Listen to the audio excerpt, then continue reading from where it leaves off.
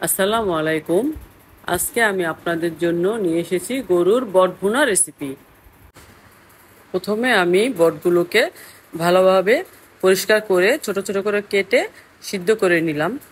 তারপর এগুলোকে আমি ঠান্ডা পানি দিয়ে ভালোভাবে ধুয়ে নিলাম যেন গন্ধ না থাকে। এরপর আমি একটি কড়াইতে তেল গরম করে পেঁয়াজ কুচি দিয়ে দিলাম।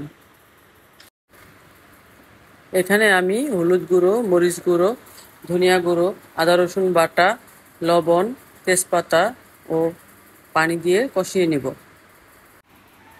এখানে আমি কাঁচামরিচ ও আস্ত রসুনের কোষ দিয়ে দিব।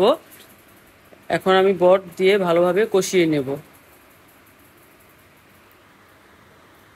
একটু পানি দিয়ে দিব ভালোভাবে কষানোর জন্য। এরপর এটাকে আমি ঢেকে দেব। ঢাকনা উঠিয়ে কিছুক্ষণ পরপর নেড়ে দিব। আবার ঢেকে দিলাম। কিছুক্ষণ পরপর নাড়াচাড়া করতে হবে। এখন আমি গরম মশলা গুঁড়ো ও জিরে গুঁড়ো দিয়ে দিলাম। এগুলোকে আমি আস্তে আস্তে সময় নিয়ে রান্না করতে থাকবো। ভালোভাবে সিদ্ধ হয়ে গেলে এগুলোকে আমি ভাজা ভাজা করে নেব।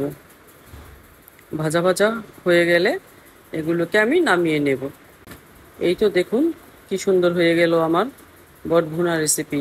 আমার ভিডিওটি ধৈর্য সহকারে দেখার জন্য ধন্যবাদ।